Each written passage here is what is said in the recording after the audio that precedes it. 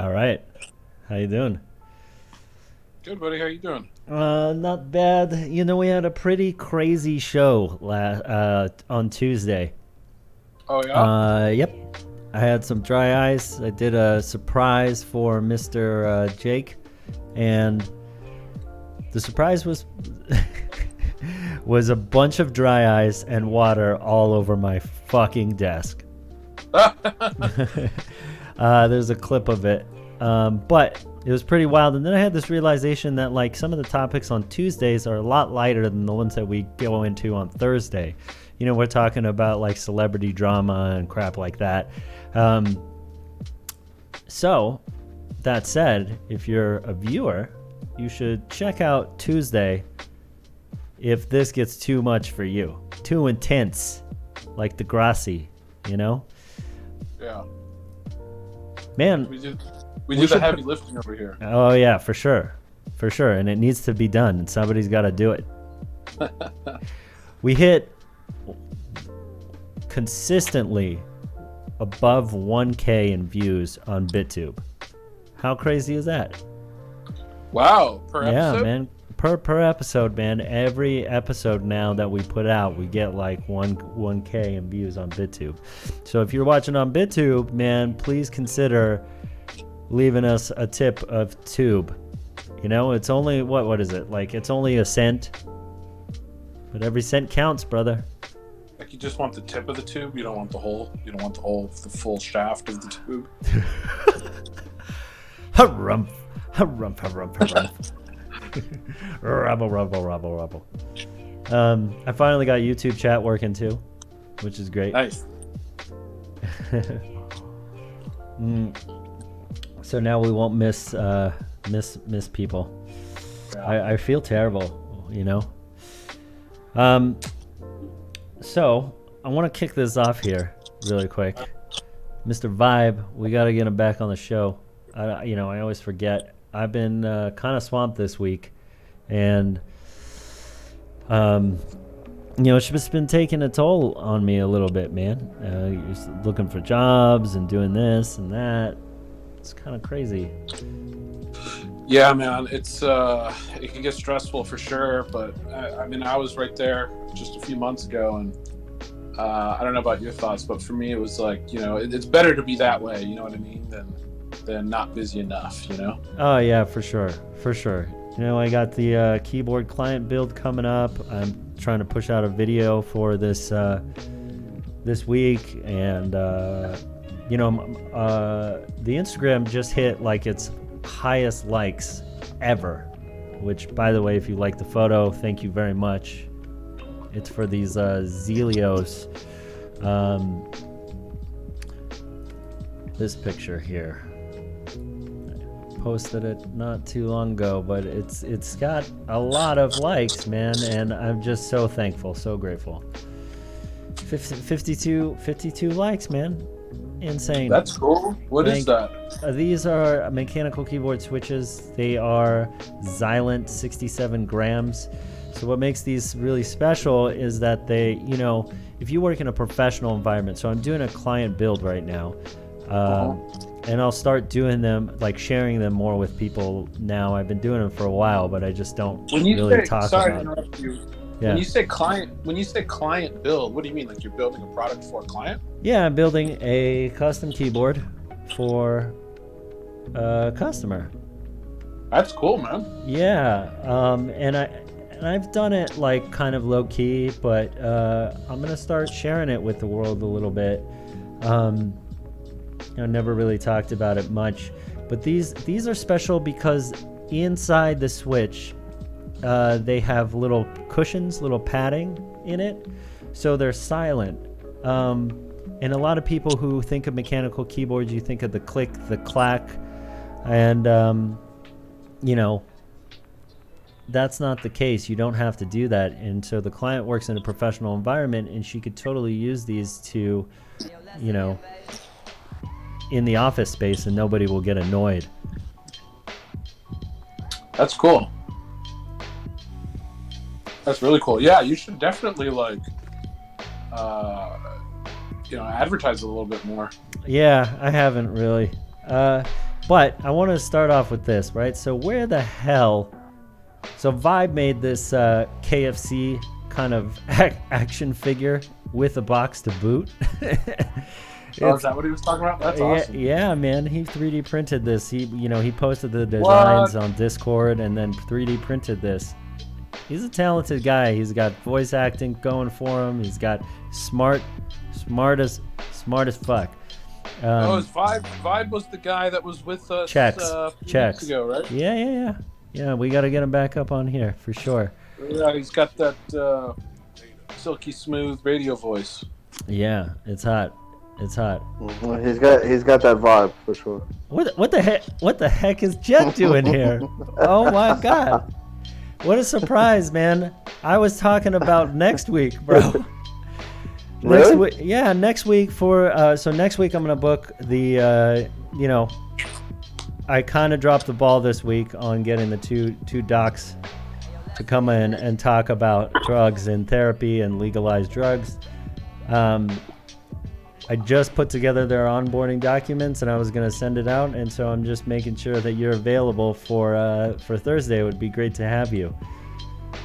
Okay, yeah, I'll do my best. Yeah, man. But if you want to join for tonight, that's great. I don't think you and Lux have ever connected. No. So Lux does Thursdays with me and Jet does Tuesdays with me. Lux, Jet, Jet, Lux. Nice to meet you. We got the whole, good to meet you too, man. We got the whole crew going. Yeah, man. So anyways, this not only is this like a very talented thing by Checks, but it got me thinking, like, how did the general come to be, right? Colonel Sanders, right? Apparently he was a businessman during the Depression, and he held all sorts of different jobs. He was an insurance salesman, filing station operator. These are jobs that we would probably consider very menial, And during the Depression, he started selling chicken, I think outside of the house or something like that. And the term colonel is honorary. He's not actually a military person, which I just didn't know and thought was a random cool fact. I think if anything, this proves that no matter what the conditions are, you can start a viable business in the market. Some of the best startups came up during the recession, and they just rode the wave back up. And, it's awesome. He, towards the end of his life, he was highly critical of the KFC restaurants after he sold it because it became overwhelming. He sold it for a mere $2 million back in the day, which would be the equivalent of $16.5 million today, which still seems like peanuts to me, considering how big KFC is. Yeah. And, he was highly critical because of the cost cutting and the way the recipe had become. It would be interesting to taste what KFC was like back in the day, Oh, that was the first. That was the first thought that I had. Yeah, for sure. I heard that. What is it? God, what is that popular? Budweiser. Budweiser. The original recipe is fucking delicious. There's nothing else like it, and now it's like watered down. Yep, that's what happens. How do you get it? How do you get the original recipe for Bud? I guess you got to go to the factory and take a tour. I live near the factory. Do you really? Bro, Yeah. you got to take a tour and let me know how it is. It's in Newark, pretty sure. Oh, yeah. Yeah. All right. So what is this? Oh, Dave Chappelle is endorsing Andrew Yang. We know about that. Yeah, it's kind of old news, but I thought it was pretty cool. It is pretty cool, man. It's cool that he needs that right now. And I think Dave Chappelle's the best person to do it. He's not afraid to be a little bit controversial, and I think he holds like kind of an even keel of like thought, and that people are people as the foundation of it all. Yeah, for sure. And I just think it's pretty cool too that stand-up comics are getting involved with the highest level of politics and really like having a major impact. Yep. I mean, Chappelle's a pretty big deal for him to come out. I believe he's never endorsed anyone in his career. It's the first time he's ever endorsed a presidential candidate or gotten involved in politics at all, really. And so I thought that was pretty cool. But it just makes me think of like Joe Rogan too, another heavy hitter stand-up comic who has been impacting more and more political discourse. He's had Andrew Yang on the podcast. He's had Tulsi Gabbard several times on the podcast. Yep. And he had Bernie Sanders not too long ago. So the first sort of mainstream candidate to hit the podcast. But it's pretty cool. These are guys that are traditionally left out of the conversation, and now they're starting to impact it a little bit more. Well, I mean, they talk about it during their stand-up quite often. I mean, you really have to be a socially intelligent and emotionally intelligent person to do comedy. Yeah. You need to find a way to connect to people in a way, and it's a very powerful platform, and we've seen it with many comedians who go up and they talk about their thoughts and opinions, and they frame it in a way that connects with people, which is a really talented thing to do, and make it funny and make it controversial and make it convincing is kind of it's a great power. Yeah. And they plenty of intelligent comedians throughout history. They're just very bright people, very bright people, depressed and fucked up, but bright people. Yeah. Aren't all artists though? I mean, good art comes from struggle and depression, right? Yep. The best art comes from that. Except for what was that band? They did Electric Feel, MGMT. MGMT, yeah. Yeah, I think they're touted as like completely sober when they like write music and very happy people, but I could be misquoting that. You mean like they're better when they're sober and happy? Yeah, that's where they I read some interview of how they recorded all those songs that became hits, 5-10 years back. I'm trying to find my note on Andrew Yang since we're on it. Oh, here it is.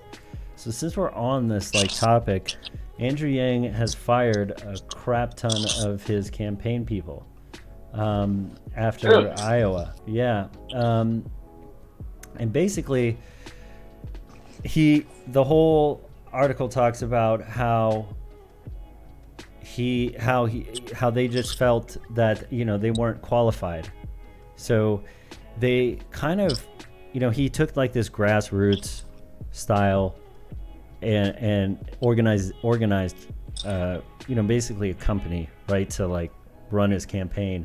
And those people come from various backgrounds and startups. They don't necessarily come from political backgrounds, which is good and bad at the same time. You need some of those people, and some of those people who aren't involved with politics, and some of those people who are well versed in politics. But it triggered this thought in my mind: what happens to all these people after campaigns are over? You know, do they just find new jobs? Do they wait till next year? Do they save up? Is it kind of like an acting job where you work for like 6 months intensely and then, you know, you chill for another 6 months and you wait for another politician to like apply for and latch onto? I've never worked in that industry. Yeah, that's a good question. I don't really know. I mean, I've heard of like, I mean, if you're a major player in the campaign of a major candidate, mainstream candidate, then you know you have often you have career options in government after a campaign. You know what I mean? It's one of those careers where you got to be the best. For sure, you got to be networking constantly. You got to have a ton of connections. Yeah, and you're gonna get 80% of all the jobs that are out there. I think the party helps you get employment as well, like if you're a Democrat or Republican. Yeah, that's well, they all got a month's severance pay, which is nice. You know, he really bootstrapped this whole thing. It's you know, I never think just how much it's like an organization. I was part of the Andrew Yang Slack making phone calls for a minute, by the way. Oh, no. Yeah, I wanted to go through the experience because I had never done it before, and you know, I don't like it very much. Huh? Well, I remember you telling me about it. What was it like? Like, I remember you mentioned it, but you never gave me details. Sure. So, polling, the process of polling is weird. I still don't completely understand how it works, but basically every candidate gets a bunch of volunteers and they have to make cold calls to people in whatever state that they're targeting. And with Andrew Yang, they had a Slack channel. If you don't know what Slack is, it's basically like Discord, except organizations and startups use it, and it's not encrypted, so it's a terrible tool. I don't know why companies use it, but that's another story. Because it's easy for dummies like me. I mean, yeah. Well, okay. Anyways, so you get on Slack and they tell you, you know, what they're targeting, and then there's this like website this call website, and it'll randomly call, like they'll give you like onboarding documents, like here's what you say, and you're supposed to just ask who they are thinking of voting for at this point in time. And you fill out this form online and send that back. But part of the rehearsed script that they provide is, you know, have you heard of Andrew Yang? Or, you know that he's doing like a freedom dividend. Mm-hmm. And to me, that just feels weird. Like, I want to support who I think should be in there, but I think the polling process should be more neutral. I don't think I should be really influencing that. And then who's to say that like I can't just like fill out Andrew Yang for every call that I make? There's just too many loops and holes in that qualitative gathering of data. Yeah, that's interesting. And it seems like I kept calling the same people. And out of hundreds of people that I called, the nicest people were the Trump supporters. To be completely honest about my experience, and why would I lie? Yeah. Everybody else, you know, kept telling me to like fuck off, or one guy told me, okay, please take me off your call list, and I don't want to hear from you until I know that your house is on fire and you're fucking dead. Wow. That's funny. That, huh? Yeah, he raised his voice. He started off really kind, and then he raised his voice slowly. It was caught me off guard. But yeah, some people thanked me for my quote service. I don't know, but yeah, it was interesting to say the least. Apple is putting out there's a patent for a foldable phone. feel like they're That was coming. I feel like they're I knew that was coming. Of I mean, course. once Samsung did it. I mean, I just don't understand what they're patenting here. Like, how is it different? How is this different than the Neo that Microsoft is putting out? It's 2 screens, it folds, or any of this. This looks like one screen. Oh, it does look like one screen. Yeah. I am not happy about this trend at all. I'm not either. I don't think it's that useful. Me neither. Like, why do you fucking need it? The phone's like amazing already as it is. Just make it like faster. Yeah. Like, if this rolled up into a scroll, maybe. Yeah. Maybe. But even then, I think it might not be that useful. But, yeah, what are you going to do? They just need something new to get people excited and spending money again.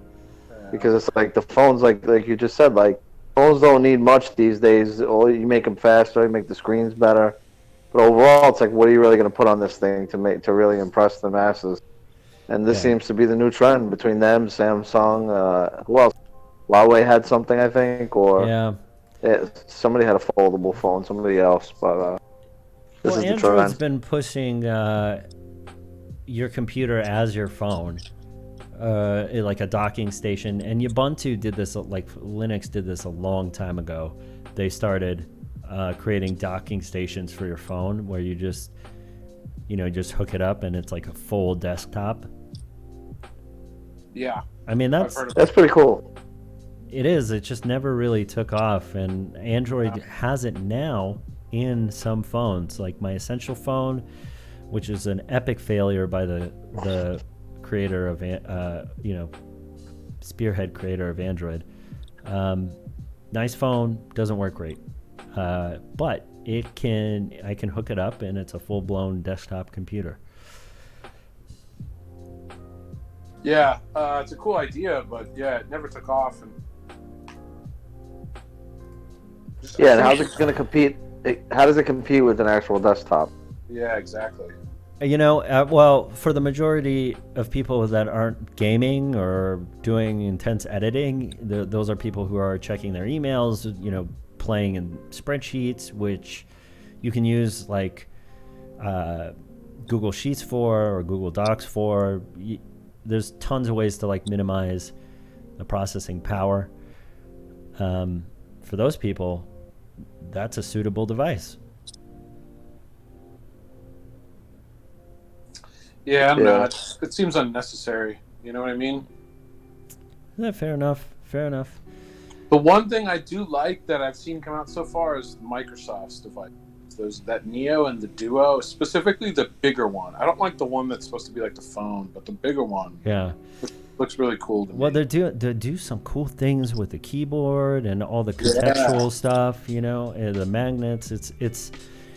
They're doing something cool, and I imagine Apple's going to just release some generic foldable phone and charge $5,000 for it. Yeah, exactly. Google is killing Google One today. Give supporters only a week notice. I saw that you had not heard about this, Lux. Yeah. I thought it was funny that Google made this announcement about killing this product that I'd never heard of. Have you heard of one today? Yeah, I have one. I don't know what it is either. I think I paid for it. It's but an app donation says, oh, no, this is different. So I thought that this was the Google Drive paid storage program, which I am a part of. I pay for like a terabyte, so I can store all my photos and stuff like that. But this is an app-based donation system you've probably never heard of. And yes, I haven't heard. Oh, wait a minute. I have heard of this. Holy cow. So back in 2012, I helped this dude build a company called the Good Donation Program, and it was based around micro donations based on geolocation. So if you saw like the YMCA or you saw a sign or a church for donating, you could open up the app and use it there. And we facilitated like full transparency. And so Google One today was a competing product that I just completely forgot about it because it probably nobody used it. Yeah. We had the YMCA as a client or like a participant in the Good Donation program. Hey, I mean, Yeah. Google has a suite of services that nobody realizes that they. That's exactly why I wanted to talk about this. Like, just Google has put so much shit out there, and I feel like it's been a long time since Google has put out a major win. You know what I mean? Like, I feel like every time I hear about something Google is doing, it's a failure. You know, and it makes me think about like the nature of business and competition and how it impacts success. And I feel like Google is one of these businesses that has developed a core business and a model where they're essentially printing money at this point and have been for decades. Yeah. And they've just gotten, sort of fat off that, and they can't really perform anymore.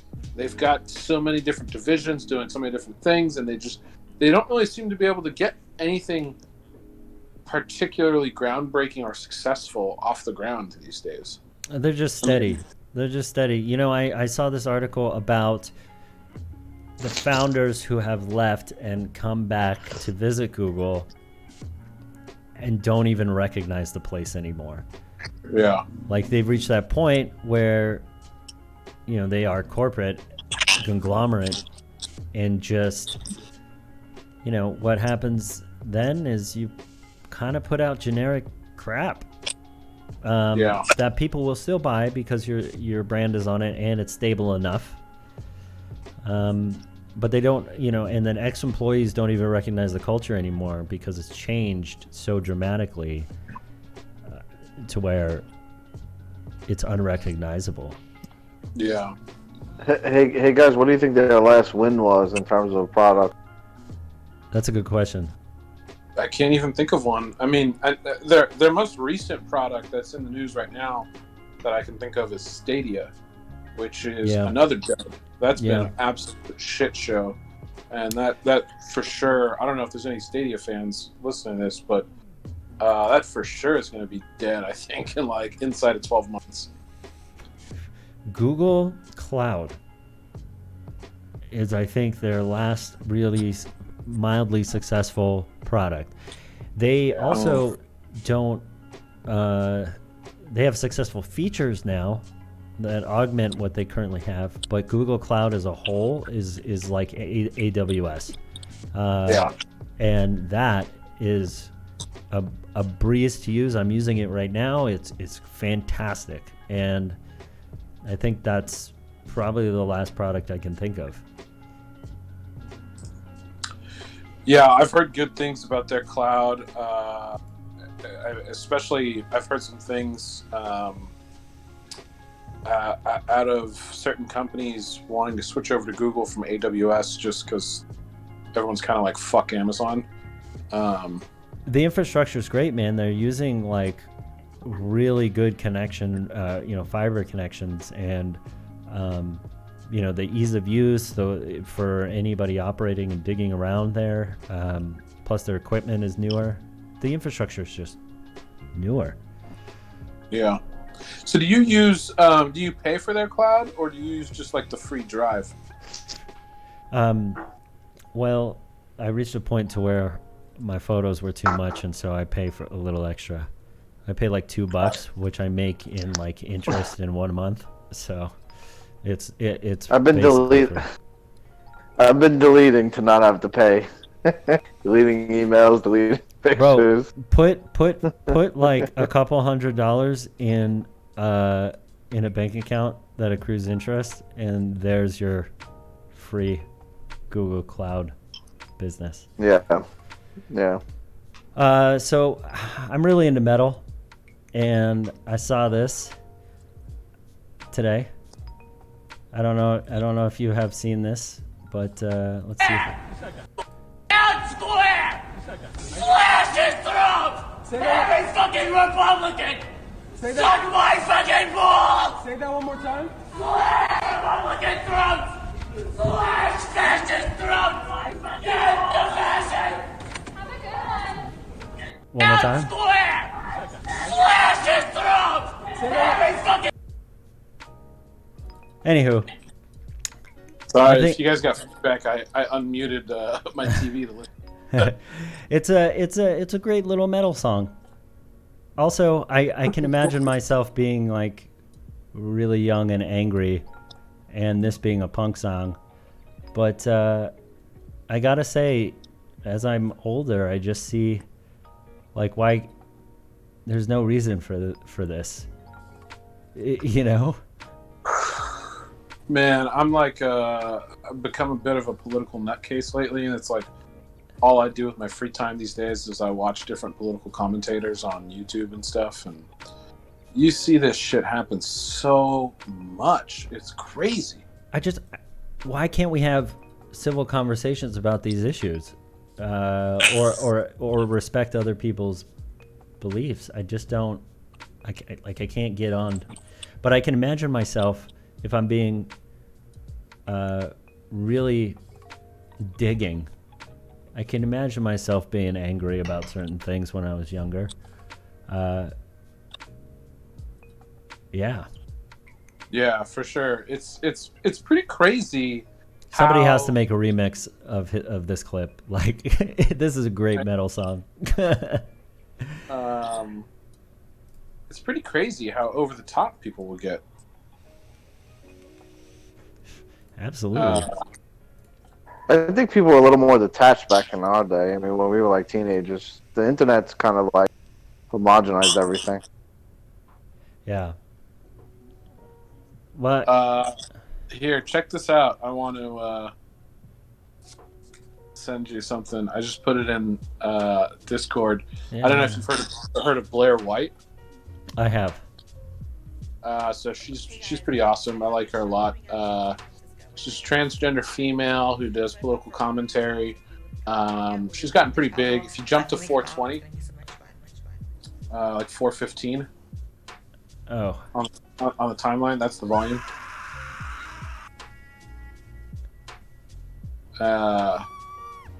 But this is about a show that she did. There it is. Yeah, look at that. Oof.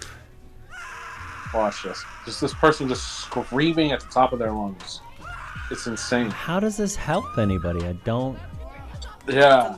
So this is in San Francisco. This is in my neck of the woods. And Super fine. I left for 10 minutes because it was a very oh yeah, her for sure. She's fucking hot. everywhere, which Um, some people feel safer, but there were still.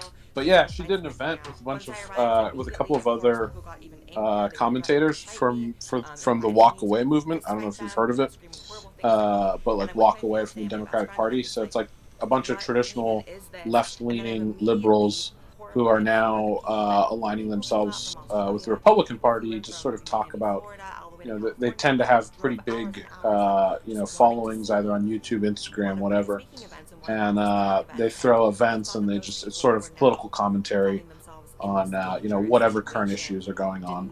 And so they did this event, I guess this was last weekend in San Francisco here, and all these people showed up and just like went crazy, like right out in the middle of the street, and they were just like fucking. You saw that person screaming at the top of their lungs. Yeah. The venue canceled their event last minute, like out of the blue, which she says in the video is like, I guess, a strategy that they use to try and disrupt their events. Sometimes the venue will book them, and then with the intention of canceling last minute so that they can't do anything and hold their event. Oh, whoa. That's yeah, messed up. It is kind of fucked up, but like they've gotten used to it. So what they'll usually do is they'll hold the event right there on the sidewalk, which is pretty kind of cool, I think. You know, so that's what their plan was to do here, and a bunch of protesters showed up and were doing all sorts of crazy shit. The cops came and had to shut down the entire street. Like it was just sounds like it was pretty nuts. Yeah. I mean, I can't get behind it. We need to have civil conversations Yeah. and understanding of each other. You can't, if you expect somebody to be understanding of you, you have to be understanding of them to a degree. Yeah, I mean that's the problem with like the left right now, the more radical fringe left, is that they've sort of created a concept where like to even listen to the other side is unacceptable because Right. just allowing them to voice their opinions is quote unquote violence. And You know, I'll tell you this. I don't even like the terms. You know, like I don't like grouping a bunch of people into like the left or the right. These are groupings of people, and like I think it's just way too generalized. You know what I'm saying? Like for sure. it, and you know, I'll see a lot of a commentary about the left or the right, and I'm like, okay, well, it's not you against them. We're all in this basket together, man, and it's groupings of people that are doing this.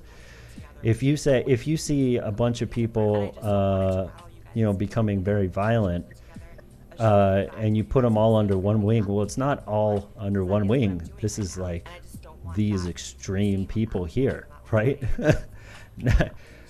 Right? Yeah. I think in the past, like in years past, these labels used to be helpful because it would shortcut conversations. Like when you say I'm conservative or I'm on the right, what you're saying is you're signaling that you support certain issues. Yep. Or you have certain philosophical leanings, a certain ideology that might lean in a certain direction on the majority of topics. But nowadays, you're right. It's like a team. You know what I mean? Mm-hmm. And it's causing a lot of problems for sure. But I see that kind of stuff, like your metal band guy and and that crazy bald chick. That sort of stuff is just, I don't ever remember seeing that 10 years ago, and I don't understand what the fuck people are thinking that this is. And what's weird is like you rarely see stuff like that happen by people who are identified as conservative. Right. It's typically liberals, and it's like it kind of sucks because I consider myself a liberal. So I mean, me too, and I think it was Malcolm X who started talking about kind of the, I guess, deceptions of being liberal. You know, you can attach yourself to like these issues that are very, very broad and get people impassioned about it. And he saw it as a weapon. And looking at those old recordings of him talk about it and looking at what's going on now, it's scary how similar it is to what he was talking about. Anyways, CoinMine. So this I have heard before. It's mining crypto. Actually, wait, maybe I haven't heard about this. Okay, it's a device that they sell you. Yeah, it looks like a fucking Wi-Fi router or something. I mean, I just found an ad for it, and so I threw it up here. You know, I don't know shit about Bitcoin. Yeah. But I feel like I've heard of CoinMine before. It's I had thought of an idea actually for decentralized internet where we sell these like boxes, and instead of going through your internet service provider, you go through this box, and if you have enough of them in a concentrated area, you can have decentralized web, no problem. Ultimate privacy. And I don't know what the point of this is. I guess you're just you're part of a pool for mining, which is I don't know. From their web page here, which is obviously just marketing, but what they're selling it as, branding it as, 6.15% APR is a mining rig. Yeah. Well, the thing is about the mining rig is like, you're not. I don't understand because you're not actually. Like, what coins are you mining? And then, like, also. You there's multiple coins. Yeah, so you're part of a pool, and you're donating a little bit of power. I got to look more into this. The thing is that what it is? Did they say it was a pool? I didn't see anything about a pool. What? Yeah, but that's the only way I can really justify it, and I'll tell you why. Because there's a hardware arms race for Bitcoin and Ethereum and crypto that involves point of a proof of work. Hey Jake, what it do? Hey Benjamin, welcome to D Live. Thank you very much. We've been here for a while. I think nobody's really noticed this though until you. What is this picture? Is Gamer Girl around? No, but you will be next week. And also, speaking of Gamer Girl, I've been trying to get a few Gamer Girls on this show. A lot of them tried. I think I'm just a creepy dude. You definitely are a creepy dude, but who's Gamer? Sus. Yeah. So there was an arms race, right? People were building actual processors geared towards crypto mining, and that's what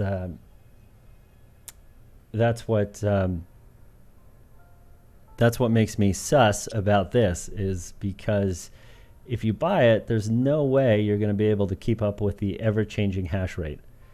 And right. So that was my thought. I mean, the value add that they're selling here is, hey, you can get involved with mining Bitcoin without having to buy all of that software, all those components. You know what I mean? So, yeah. And you don't have to be that technically capable. You just grab this thing and plug it in. Yeah. So, I mean, my that was my question. I mean, obviously, there's going to be... It's got to be a pool. Benjamin, what do you think of this? Yeah, has anyone heard of this thing? CoinMine? Or anything like it?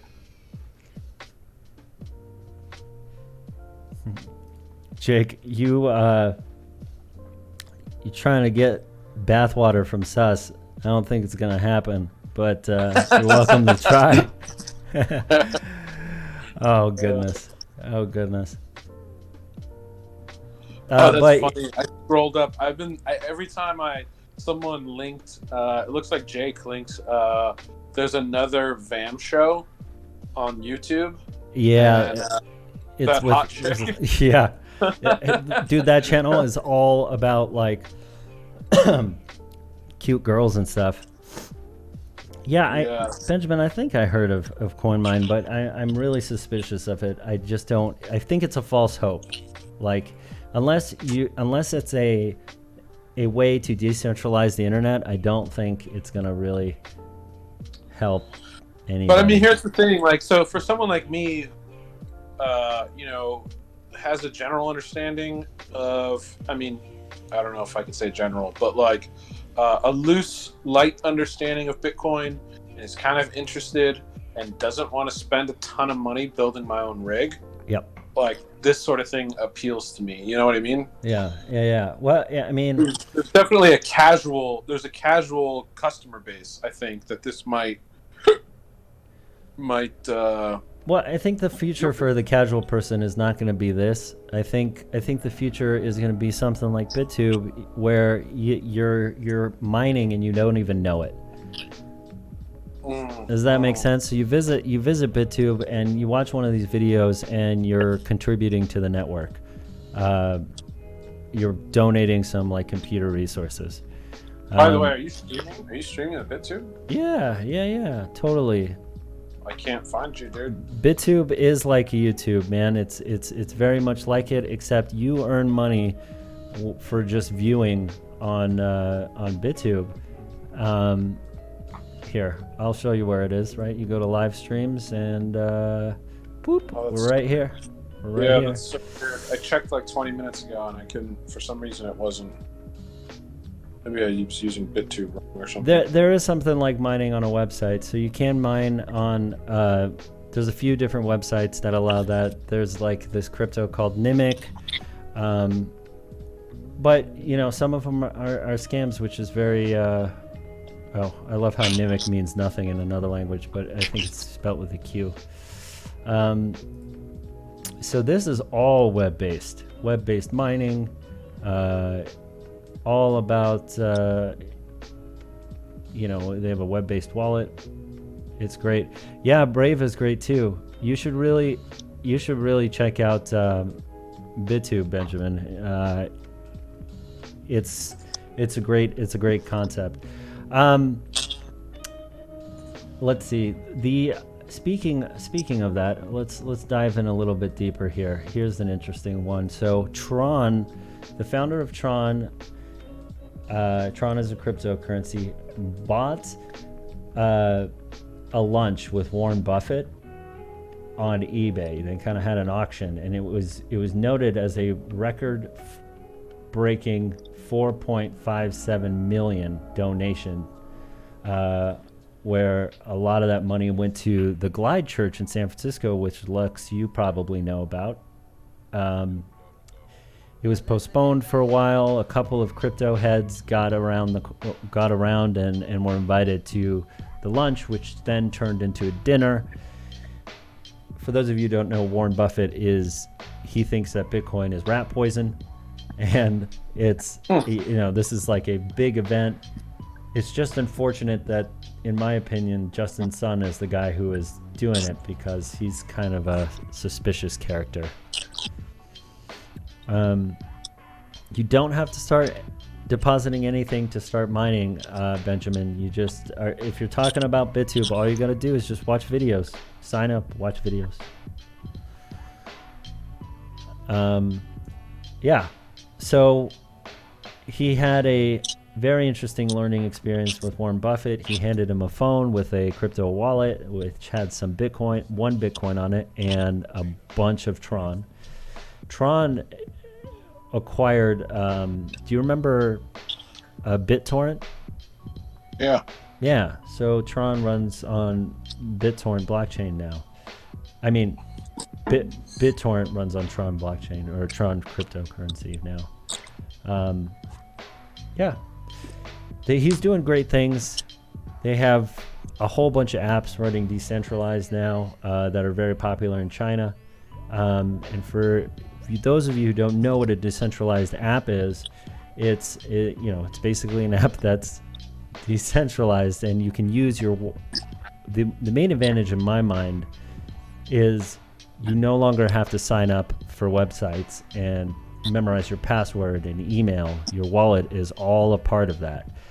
So they've essentially solved the problem of having like password managers and crap like that. You can navigate to any decentralized app and connect your Ethereum or Tron wallet to it and use it.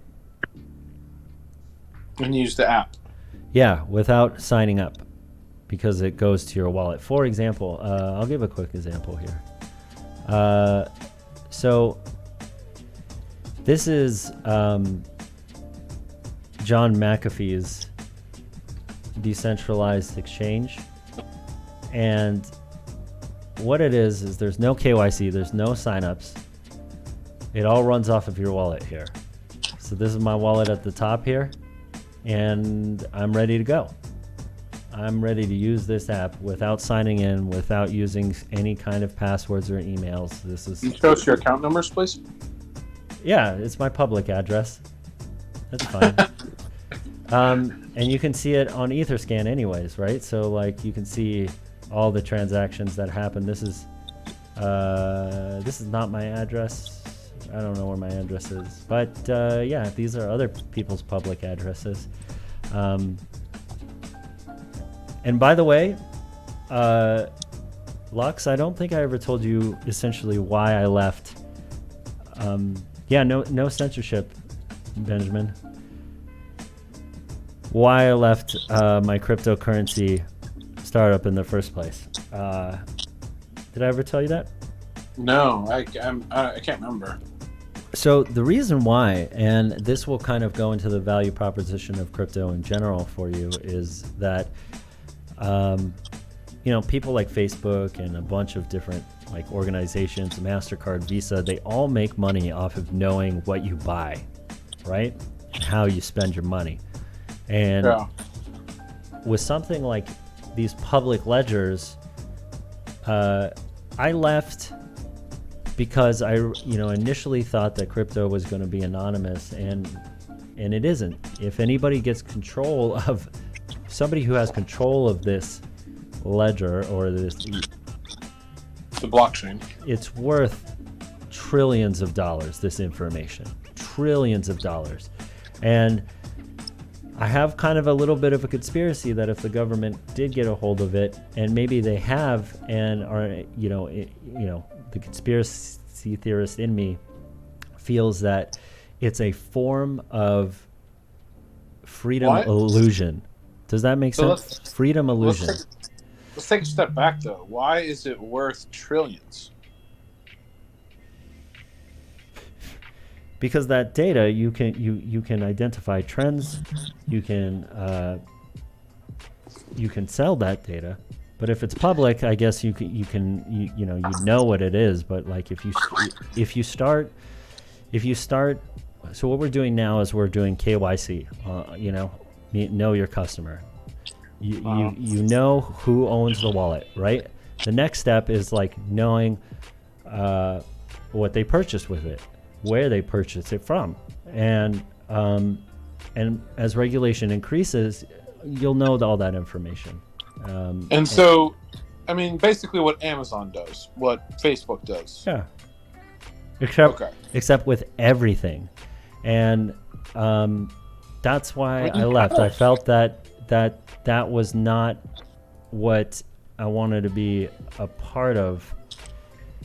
The Fed is now...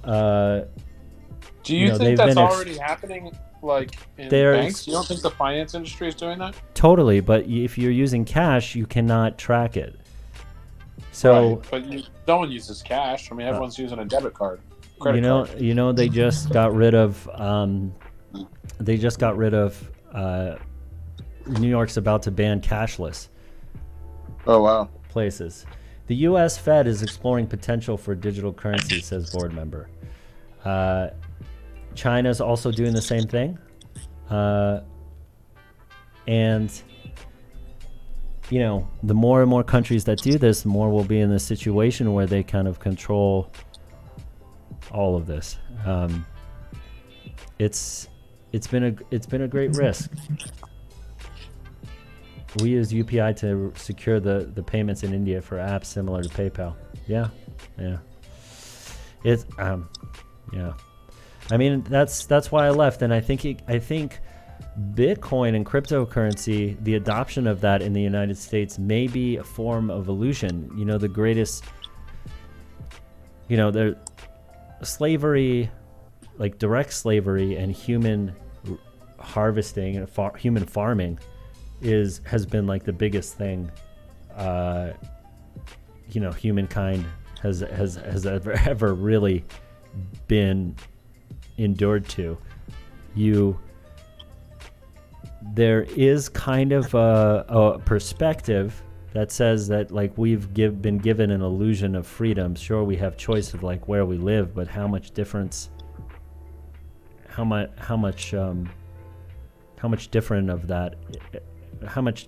is that from like an owner saying like, hey, you can pick one of these 4 different cottages to live, but you still gotta work for me. Well, yeah, I mean, but that's life. I mean, at no point in life have we ever not had to work. That's fair. But like, I tell you what, if our mutual friend and decided to become like live out in the woods, it'd be very difficult for him. Right, and that's the benefits of modern society. Benefits or disadvantage that you cannot do that. Benefits, you can't. I can't own property. I can't own property because property is because I'm going to be taxed for that, and the government can always seize it. Yeah, like what I'm saying is just, I mean, if you take it back far enough, like you are not physically capable to walk out into the woods and survive, and neither is our buddy. But we don't have to do that anymore the way we used to thousands of years ago. So that's the trade-off. You could call that freedom, if you want to call it freedom, I guess, that where you don't have to work for somebody else. But you had to get up and work for food. You had to go hunt, and if you didn't get food, you died.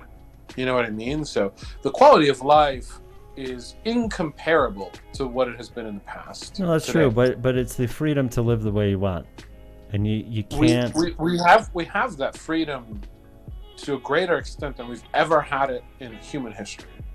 You can't. I guess I'm taking the opposite point of view from. No, that's fine. That's absolutely fine. My point is that like if I'm gonna own a house, it's not completely mine ever. That's not true. You will pay off the mortgage one day. No. I'm saying even after I pay off the mortgage, I still have to pay property tax, and the government can still seize my property. The government, you do have to pay property tax, yes. The government's not going to seize your property unless you don't pay your property taxes. So I guess that's the point you're making. I think technically you're allowed to, I don't know if you can do this with property, but I believe you're technically allowed to relinquish your citizenship or something like that, and not have to pay income taxes. So I don't know if there's something where you can do that with your property as well, but you might be able to in some states. But I see what you're saying.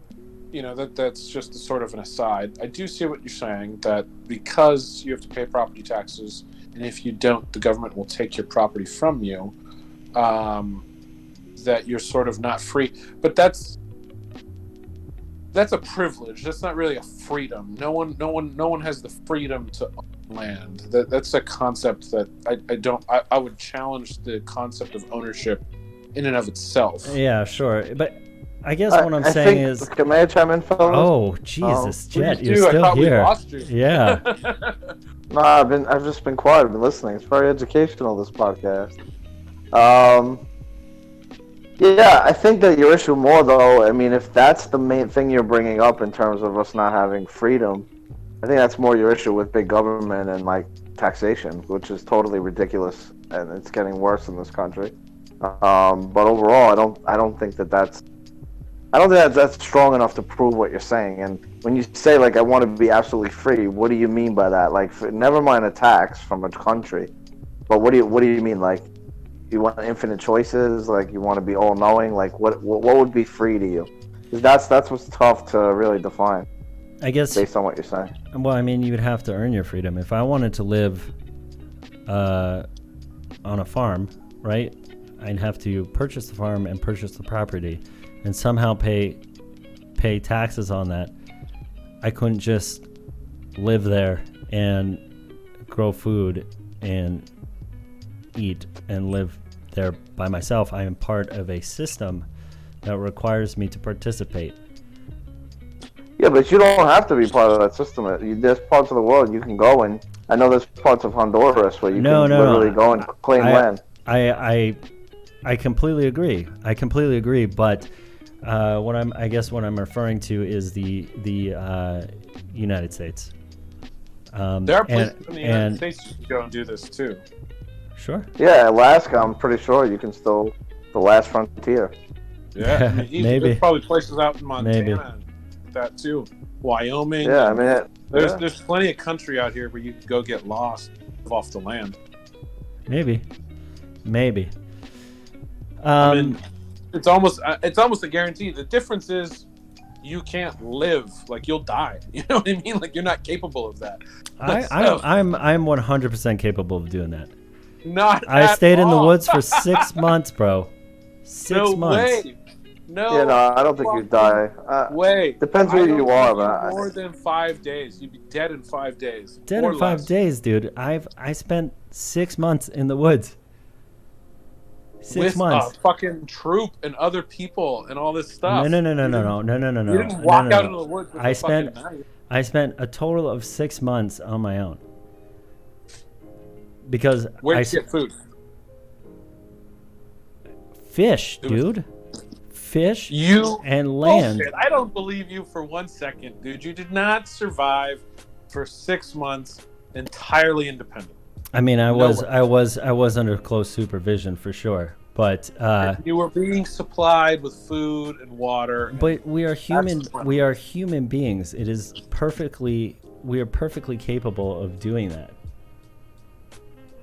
why do you have to go alone? We are too? capable, You'd want to of go course. with people. Sorry, go ahead. You could go with people. You don't need to. Yeah, why would you go alone? Like, who wants to be alone? That's horrible.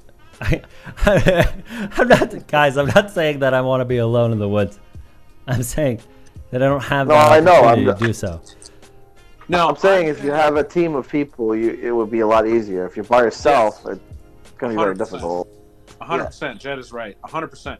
It is way harder to do what you're talking about than people actually realize. And like, I'm not disputing the fact that you went and did some sort of retreat and spent 6 months out in the woods. You know, that's awesome. I'd love to do that one day. But I don't believe you if you're going to say that you lived off of fish for 6 months, being supplied by water, something like that. So You can get water from the streams, man. to actually do what you're talking about is extremely difficult. And I you know, we can take that conversation offline, but I want to see proof if you've actually done it. And but to do what you're talking about is so difficult. The majority of people, even people who do this sort of shit for a living, there's no way, you know, our buddy from back home could do it, and he's been training and doing this stuff since he was a little kid. There's no way even a Joe Rogan, who does this shit for fun and has a bunch of money and has all the gear, even he's gonna die more than likely. So you have to have some sort of, but that's the trade-off. The point I'm trying to get at is that's the trade-off that we make, is that we initiate social contracts and relationships with one another in order to make those challenges less difficult, so that we can make life more enjoyable, rather than waking up every day and saying, how am I going to eat or drink or, you know, sleep? You wake up and say, you know, how am I going to make money?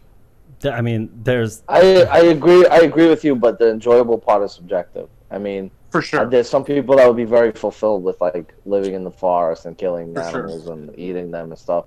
I think the making money thing is not for everyone. I think there's a lot of depressed people in this society, and you know, it definitely the system definitely fails a lot of people.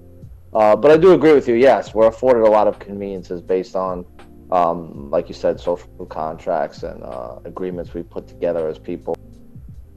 Yeah, and I think the key word that you used there was fulfillment. And you're right, there are a lot of people out there who find fulfillment in going off the reservation. And I think that's the key, right? I think that's the more important conversation or point to make, rather than freedom, Twashi, is it's about fulfillment, right? Like, who cares about freedom? Freedom is largely irrelevant, and maybe it's an illusion, or maybe it's real, but who cares? The more important goal, I think, isn't the pursuit of freedom, it's the pursuit of fulfillment. Yeah, I mean, maybe that is freedom. I don't, you know. Ooh, you tied it together real well right there, man. Yeah. Have you ever heard of Jocko Willink? Nope. Jocko Willink is a former Navy SEAL. He now does leadership consulting for, you know, companies, corporations, and stuff like that. He's written a couple of books. He's been on the Rogan podcast a bunch of times. He's got his own podcast now. Really interesting guy, really intense guy, and he has a famous saying, "Discipline is freedom." Yeah. The Buddhists kind of have a similar philosophy. You know, and also freedom means something different to everybody. Yeah. I think in an American context, freedom is basically like what they came here for, which was freedom from the big monarchies that controlled the countries that they came from, and the big churches that controlled their religion, and they wanted to do their own thing religiously. I think that's more or less the freedom that we have here. It's like freedom of religion and freedom of like government, which gives you freedom of speech and freedom of press and all those kind of things. But within that, you need resources in order to have some of those things. You need resources to have a real freedom in those areas, like financial freedom and freedom to really speak your mind, because sometimes you're bought and paid for by somebody else, and you don't really have freedom. So it's a lot of nuance to it. Listen, I'm not immune to the lures of modern society.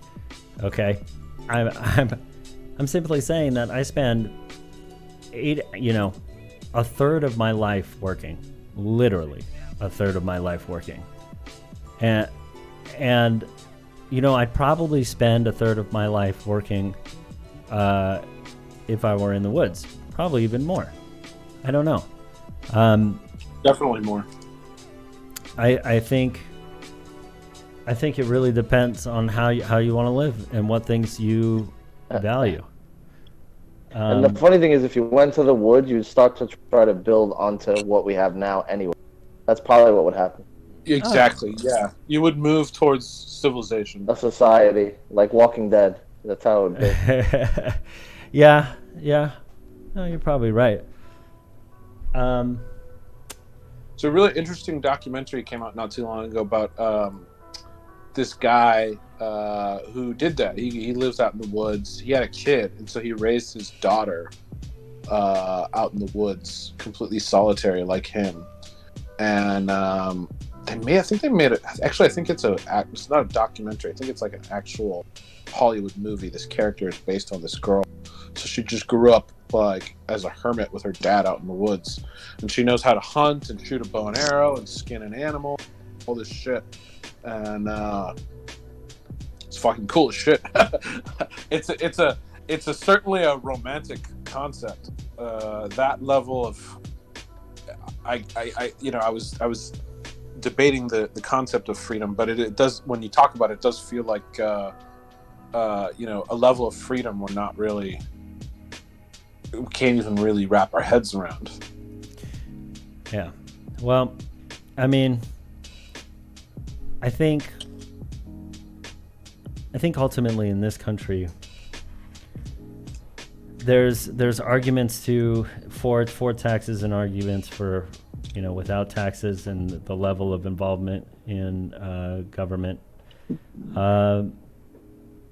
can be a bit uneasy. And with a lot of these concepts, I mean, I think we mentioned this earlier, a couple of streams back. If somebody like Andrew implements UBI, well, it's great if somebody like Andrew is behind the wheel on it. But if somebody else gets behind the wheel, what could happen? Right. And yeah, it's I mean, that's a bit of a logical fallacy, slippery slope, but it's also well, because you could say, like, you could start, we could 10 years can go by, 20 years could go by, and you can forget why it even was implemented in the first place and what the principles of that were, and then you can have some dude up there rallying for UBI as more of like, you work for the people, you work for the government, and that kind of deal. Bushcraft. What's bush? Oh. Yeah, me and Jake, I think that's Jake. Yeah, Jake are kind of talking about it. The restream bot makes it hard to see whose name it is. Yeah, no, for sure. Yeah, but bushcraft is, that's what you call the stuff your boyfriend's into. Okay. Well, listen, guys. It sounds like something else. Sounds like the 1970s porn. No, bushcraft bushcraft is the skill sets of like wilderness survival. It's commonly called bushcraft. So like, can you go out into the woods and gather wood and start a fire without matches or a lighter? Can you build a shelter?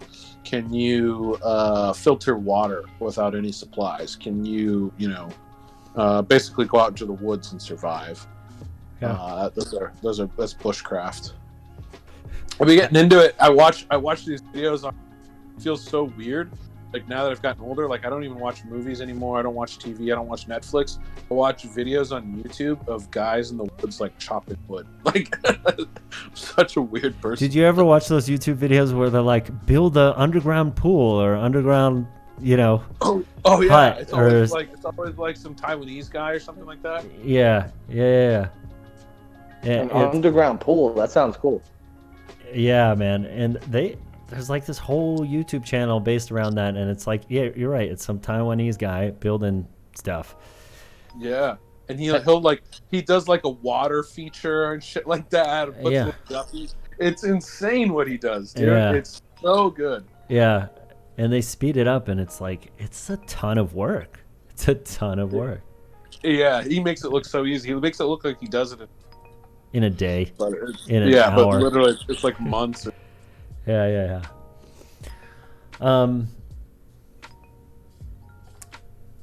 Let's see. We are over time for sure. Yeah. This was a good convo, though. Yeah, no, definitely a good convo. Let me just see something light to end the stream on.